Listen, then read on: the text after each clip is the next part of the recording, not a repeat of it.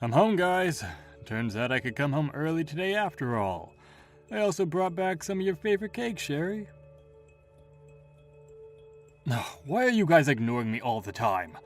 Who the hell do you think you are, ignoring the person who provides everything you need to survive? My name is Allison Kobayashi, and I'm a 30-year-old housewife. At the time of this particular story, I was living together with my husband, Gideon, and my daughter, Sherry, who was in the 1st grade. Our family was very close, and we were happy every day.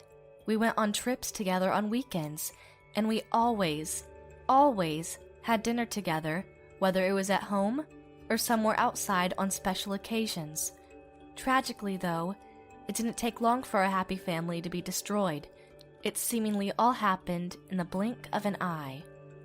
One day, Sherry came home from school and suddenly shut herself in her room.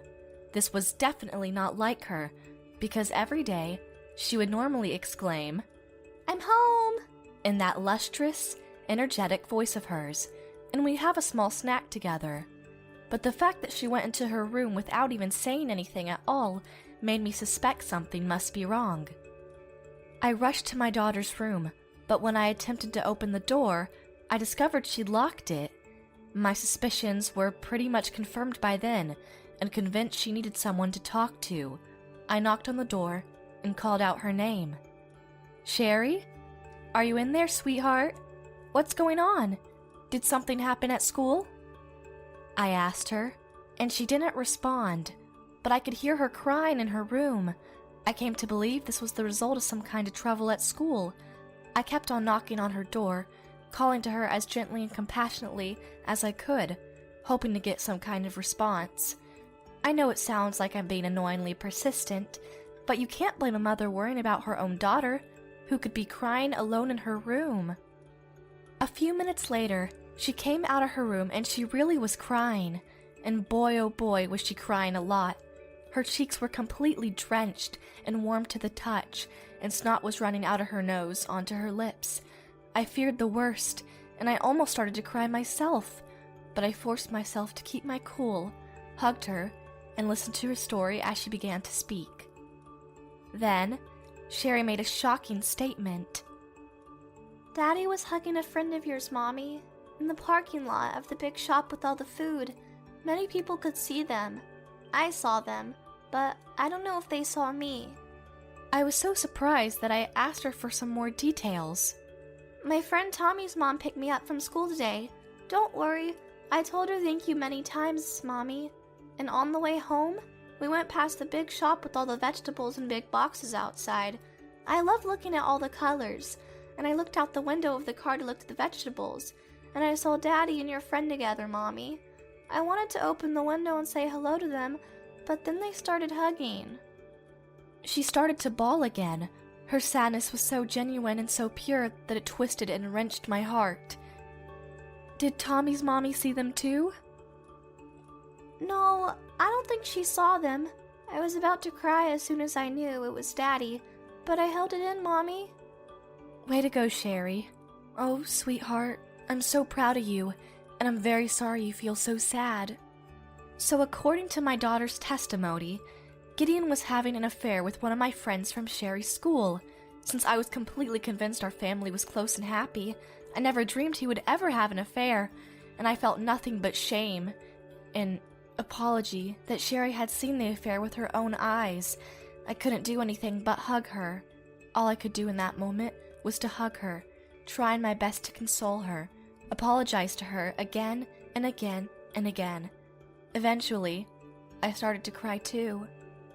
After a short while, Sherry calmed down, and I was thinking about starting to cook dinner when I received a message from Gideon. The message said he was going to come home late. I had one look at my phone and froze dead still. Sherry noticed and called out to me. "Mommy, what's wrong?" "Oh, nothing, honey. Daddy's just going to be home late." "Daddy's a big liar. I loved you so much, Daddy. Now I hate you so much. You hurt Mommy, and you made me very sad.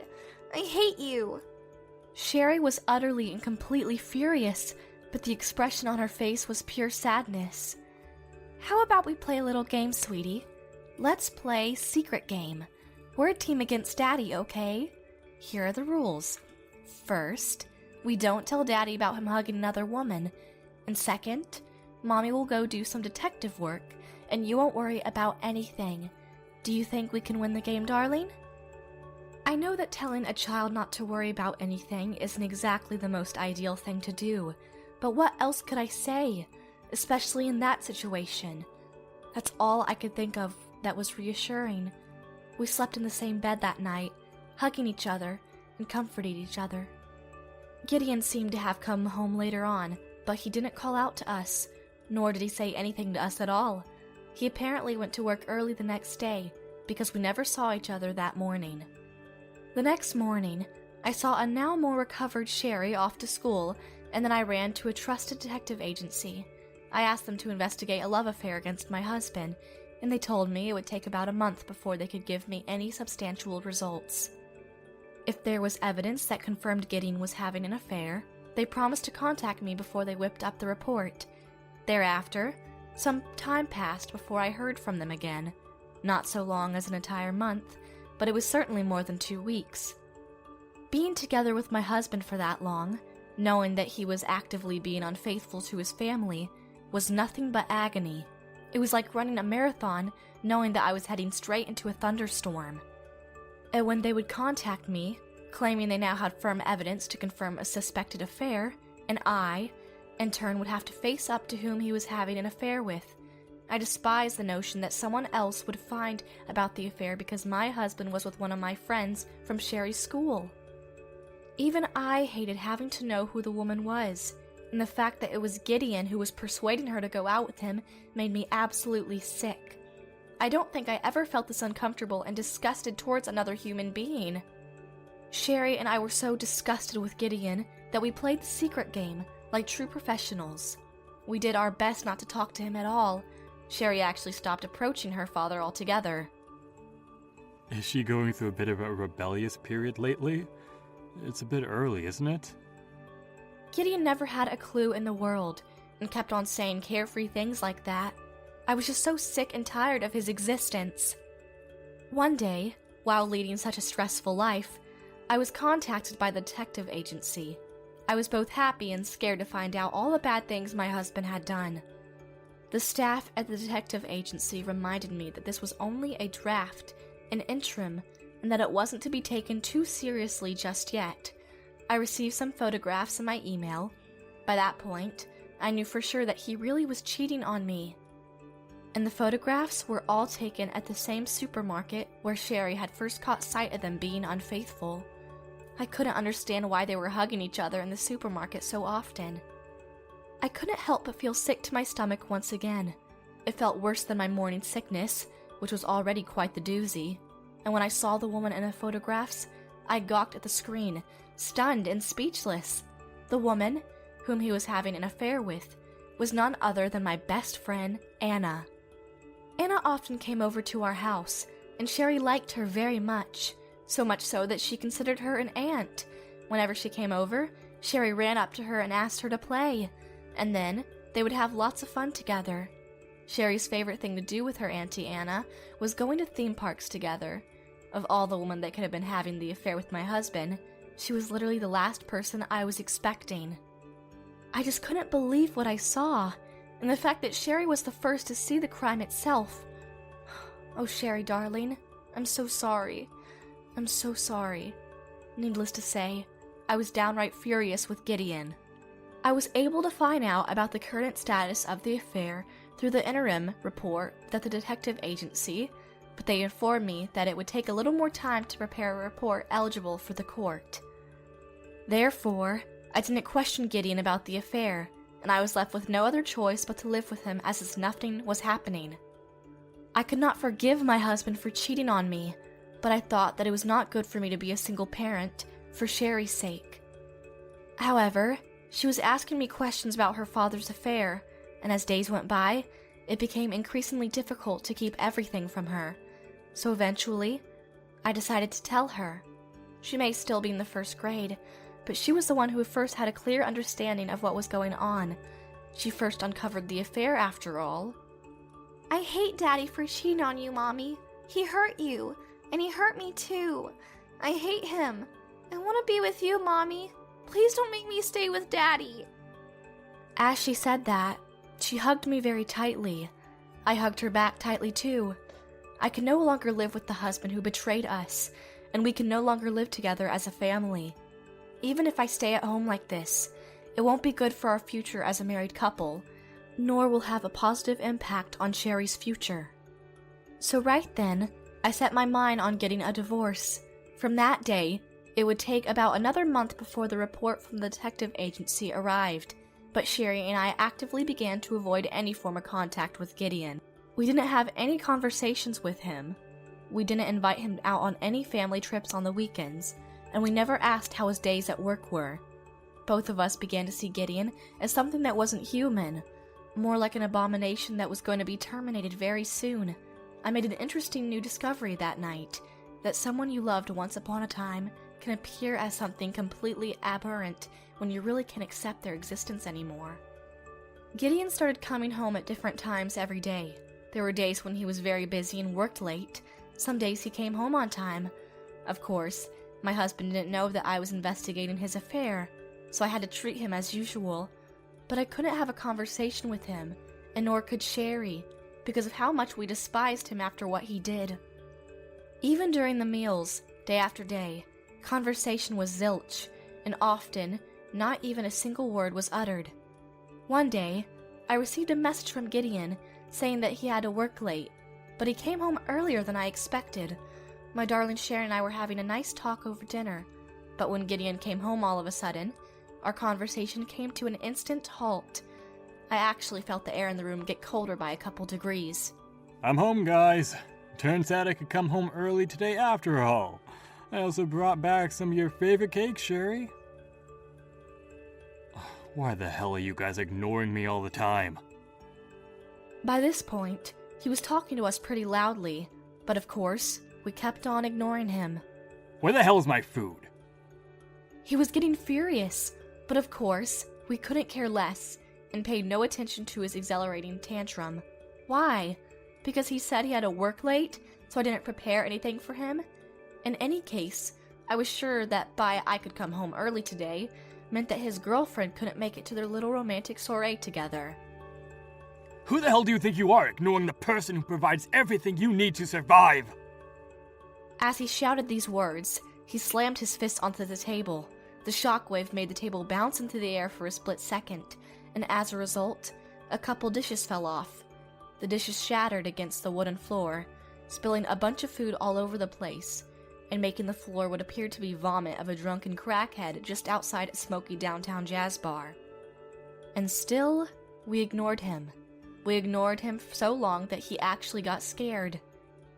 Wait a minute. Hang on. I'm not invisible. Am I? I almost laughed when he said this as he began to place his hands all around his body. After I confirmed that he wasn't see-through, he still went on endeavoring to get something out of us, but of course we ignored him. You're mad because I didn't come home on time? I'm sorry, honey. I guess I should just get my own dinner. I'll just leave the cake on the kitchen counter, okay?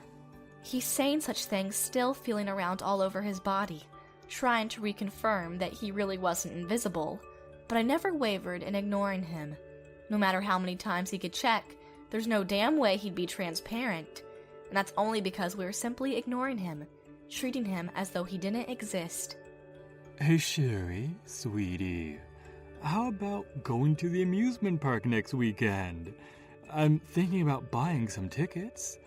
It's been a long time we last went to that place, hasn't it? He was trying so hard to get her attention, but she was being such a good girl. Gideon went on talking, trying to get our attention back, and frankly, I wondered how in the world he could talk to us when we were both considering him dead to us. Hey guys, I'm begging you, answer me. Why are you two treating me as if I don't even exist? Did I do something wrong? Come on, guys. Tell me, please. Am I on my way to heaven? Maybe you can't even see me for some reason. Maybe I'm something beyond invisible. Maybe I don't even exist anymore. Or maybe I have some kind of superpower. I could be the leader of the Justice League right now. I can't tell you how many times I've had to hold back my laughter because he's just been talking about hilarious nonsense to himself while it's being ignored for so long. Perhaps he really got scared because of how much we weren't paying attention to him, because he bolted out of the house. I am still alive, right? Is the mysterious statement that he left behind. Sherry and I laughed. Daddy thought he was a ghost. He looks so funny. He almost made me laugh, darling. Great job ignoring him. I think you deserve a piece of that cake. We got up from the table laughing, and we laughed and laughed as we washed our dishes and helped ourselves to some slice of cake. He doesn't think we know that he's cheating on us. He merely got frightened and went out to see if he was still alive. Perhaps he assumed that if he had tried to stay at home, he would eventually think he really had become a spirit of sorts. By the time 2 weeks had passed since my husband ran from the house, my daughter and I were living happily in a traitor-free environment, without anyone to suspect of foul play, and without source of negative emotions whatsoever. And then the papers arrived from the detective agency. I paid a visit to the lawyer's office and asked for a lawyer to help us in a court case against Gideon. After we made sure that all the evidence was in place, with a professional's help, we began the divorce proceedings quickly. The service of the lawyers were absolutely fantastic, and things went very smoothly. All in one day, they prepared the documents, walked me through the legal procedure, and even guided me as I signed them right then and there. It was sent to my husband and Anna, and they informed me that it would arrive to their doorstep in 2 or 3 days. Since I didn't know where my husband was at the moment, we made sure the documents would arrive at his job and at his parents' house. 2 days after we sent the content certificate, Anna suddenly contacted me. The content certified letter specifically stated the receiver not to contact the sender directly, but perhaps she failed to notice it. I didn't want to answer the phone, but I thought that Sherry would be concerned after a while if it kept ringing, so I decided to answer. When I did, it came across way too loud and clear through the phone that she was pissed off beyond all recognition. "What the hell are you doing demanding alimony from me, Allison? You're out of your mind! You're crazy! You're bonkers! Why would you ever think I wouldn't sue you? Because your husband forced himself on me. I have no obligation to pay you anything. I actually want alimony as much as you do." She didn't seem to be cooperative regarding the demands for alimony. But I kept a calm mind as I talked to her. I mean, perhaps he did force himself onto you, but you still gave voluntary consent to have a romantic relationship with him. The simple fact that you accepted his proposal, forceful or not, makes you just as guilty as he. And additionally, the fact that you've been in a relationship for so long makes everything crystal clear. This was never a one-way street. You also had feelings for him, which is why you never backed out of the affair because it was too late, and that's why you're getting demands to pay alimony. You betrayed my daughter's trust, Anna. Do you have any idea how much pain she's been going through? He told me that if I refused him, he would destroy my relationship with you. Ironic, isn't it? Because it's destroyed anyway. If you truly felt like he was backing you into a corner, allowing you no way out, you should have talked to me about it. You've been actively having an affair with him for 10 whole years. That excuse is not going to convince anyone. How do you know about that? That furious Anna was now nowhere to be seen. I could definitely hear her voice shaking now. Yes, you heard right. Gideon and Anna had actively been having an affair for 10 whole years, and there's firm evidence supporting the conclusion. When the detective agency was doing their investigation, I'd also asked them to find out how long he'd been having the affair. To do so, they had to investigate his belongings. While my husband was away for work one day, a staff member from the detective agency was scheduled to visit my home. They asked me to lead them to my husband's room, and I helped with the search. After perhaps 20 minutes, we found his old computer, which he had replaced in his closet. After repairing the computer and recovering the data, it was discovered that the computer contained emails sent between Gideon and Anna. The exchange went on for years, with the oldest recorded message sent by Anna, no less, on June 6, 2013. and that was 10 years ago. When I told Anna all of this, she started to bawl on the phone. I'm so sorry. I'm so sorry for hurting you and for hurting darling Sherry.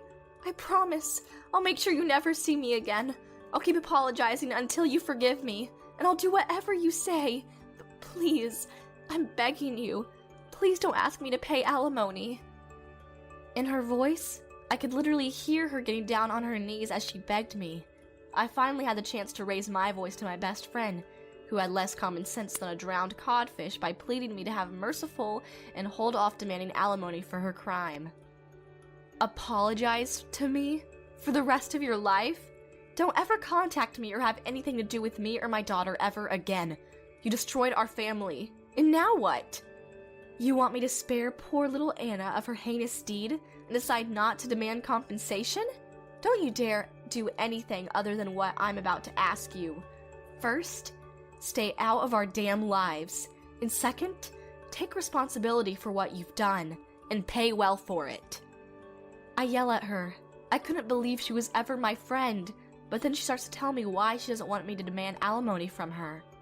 Last year, both of my parents were killed in a car accident, leaving my baby brother, who's 17 now, without any guardian to support him. His grandparents were retired in Australia, and I'm literally all he has left. And I want him to go to college.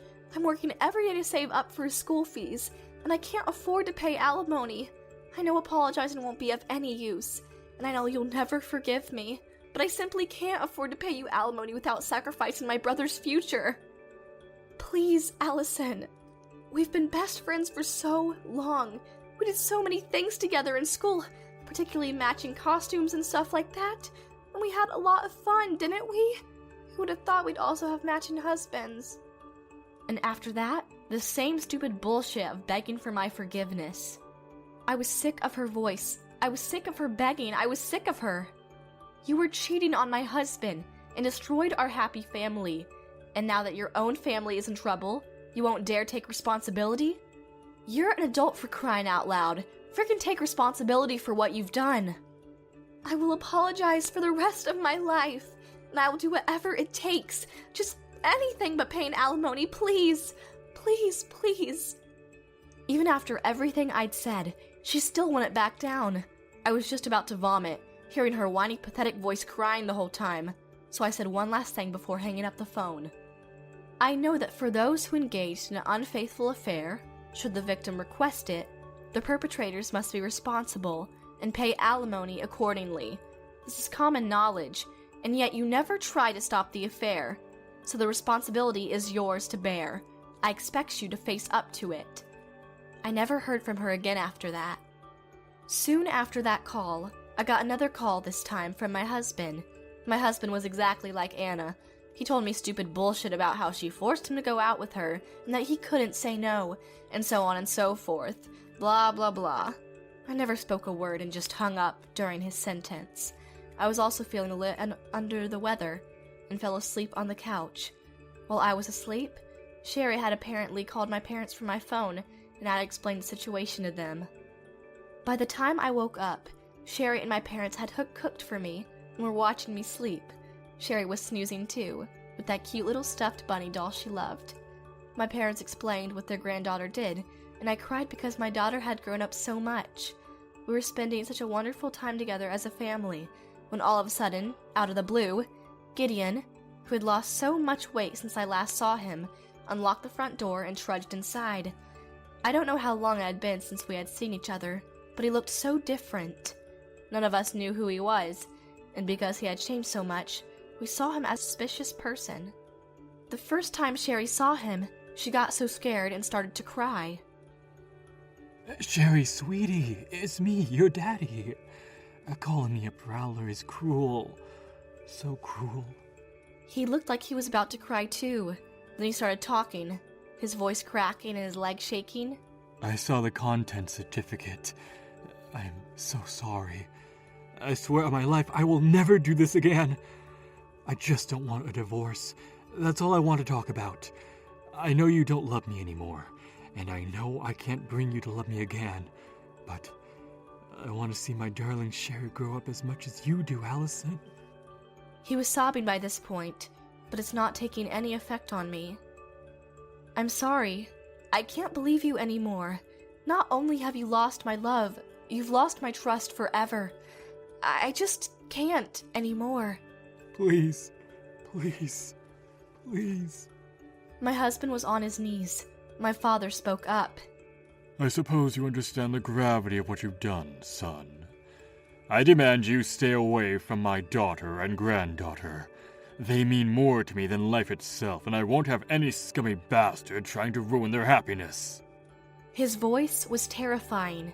Gideon went a few shades paler and tried to run away out the front door, but he turned around once more and looked at Sherry, who was wiping her eyes and sniffing snot from her lips. Sherry, my dearest, you need your daddy, right? You want your daddy to stay, right? He was actually trying to appeal to her, but then Sherry finished him off. Who is this old man, Mommy? I don't want him in my house. Gideon then left the house in tears.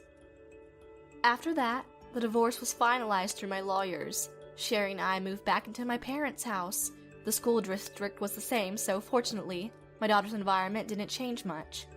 My husband couldn't afford to pay the rent for the big apartment anymore, and after selling it, he moved into a dirt-cheap flat somewhere on the outskirts of the city. At work, word somehow got out that he had divorced his wife because of an affair. As a result, all the female employees lost their trust in him, and they all stopped talking to him. Gideon became increasingly lonely in the company. His reputation eventually became one as an unfaithful, untrustworthy employee, and thus, getting promoted to greatness was now a dream of the eternally condemned. His salary never went up, and his superiors never gave him any challenging work or projects to handle. It seems Gideon doesn't consider his job to be very rewarding anymore, and now his personal and professional life both seem to be in limbo. As for Anna, she had had to earn money for her baby brother, who was apparently at the top of his school for his studies. He showed a lot of potential for a scholarship, and due to his parents passing in a car accident, Anna was responsible for providing the money that paid for her brother's tuition and other miscellaneous school fees. But now, she has to pay alimony for what she did. She simply didn't have enough, so she changed her job and now she is working non-stop. Eventually, her brother found out about her affair, and now he won't talk to her anymore. Just pay me the money and I'll be fine. Ugh, I really despise an unfaithful, dirty woman like you, Anna. I scorn you. Is what he told her before he went away to university somewhere in a rural area. Anna was left with her own misery, paying for her brother's school and paying me the alimony, never getting a chance to have anything to do with her darling brother again. As for Sherry and I, we are now living very happily in her grandparents' home. I've started a new job myself, and although I'm in a new, unfamiliar environment, I'm going to do my best to make enough money for my daughter's bright future. Sherry's seen some traumatic things in life at such an early age, but ever since she started spending more time with her angelic grandparents, she's getting more energetic and happy with every passing day. From now on, I'm going to do everything in my power to protect her from negative experiences and make sure that she lives the happy life she deserves.